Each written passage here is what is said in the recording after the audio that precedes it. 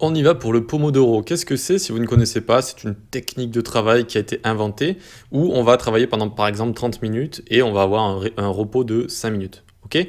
Voilà, donc c'est pas plus dur que ça. Et donc on va avoir un bouton pour commencer. Tac, on va commencer à travailler.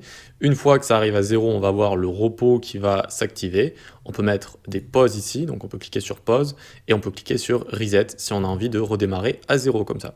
Donc c'est une application sympa aussi qui est assez connue dans le genre en JavaScript parce que on va devoir gérer plusieurs actions comme ça et notamment pour afficher tout ça, on va devoir formater des données en mode ici on va afficher des minutes et ici on va afficher des secondes. Ok?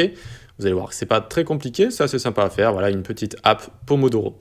Donc on se retrouve dans notre code qui est juste ici. Je vous ai mis si vous voulez les instructions, si vous voulez tenter tout seul. Créer l'interface HTML stylisée comme d'habitude. Et puis on va devoir gérer le décompte quand on clique sur le bouton commencer. Gérer le décompte et aussi gérer le départ de la partie repos. Vous savez, 5 minutes de repos. Ensuite, on va gérer la pause, plutôt facile, et gérer le reset également pour redémarrer à zéro. Voilà, donc vous pouvez démarrer seul ou essayer au moins dans votre tête si vous voulez. Et sinon, tac, on va pouvoir commencer l'HTML, CSS. Ici, on fait un H1, app Pomodoro. Pomodoro, comme ça, nickel. Juste en dessous, alors, je vais grossir encore, tac, tac. On fait une div affichage. À l'intérieur, on va faire une div bloc travail. Dedans, on aura un paragraphe travail juste ici. Et juste en dessous, un paragraphe avec la classe affichage T, comme affichage temps. Juste en dessous, on aura un bloc pause. Div.bloc pause ici. Alors, je me souviens que j'avais écrit plutôt comme ça, bloc travail et bloc pause. Tout simplement, bloc, ça permet de gérer le CSS de blocs similaires. Et ensuite, si on a envie de changer, par exemple, des choses par rapport à ce bloc en question, on va utiliser la classe travail ici. Ok. Ensuite, P, repos ici. Hop, un autre paragraphe qui aura cette classe affichage P. Affichage paragraphe. Ensuite, il nous faut nos boutons juste en dessous. Div avec la classe container BTN. Hop, un bouton qui aura la classe BTN B1 comme ça. Et même ce qu'on peut faire ici, vu qu'il va y en avoir 3, on peut faire .btn, .b, $, fois 3. Et avec emettre, regardez ce que ça fait. Ça fait 3 boutons avec à chaque fois la classe BTN, comme on a la classe bloc ici, d'accord, pour styliser les boutons. Et puis pour les différencier, B1, B2, B3. En mettant un $, et ça va donner l'ID en fait, ça va donner l'ID. C'est ça que ça fait. Donc ici à l'intérieur, on va mettre commencer. Ensuite, on pourra mettre pause juste en dessous. Et on pourra mettre reset.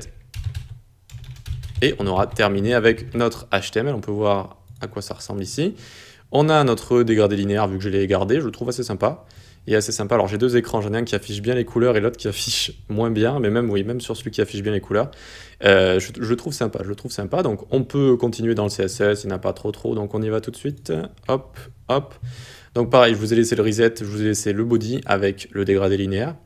Et fond de femme, tout simplement. Voilà. Donc ici, le H1, il va prendre un text align center. Font size 7VW. Viewport width, vous connaissez maintenant.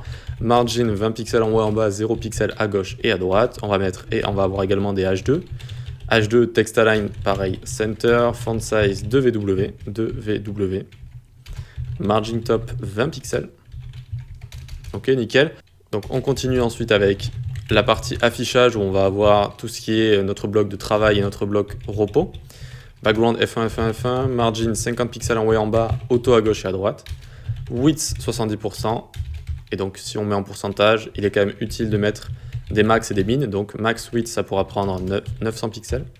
Min width 500. Et display flex pour mettre les éléments les uns à la suite des autres. Ok, très bien. Ensuite, on va s'occuper de nos blocs où on affiche les éléments. Justement, ils vont prendre 50% chacun.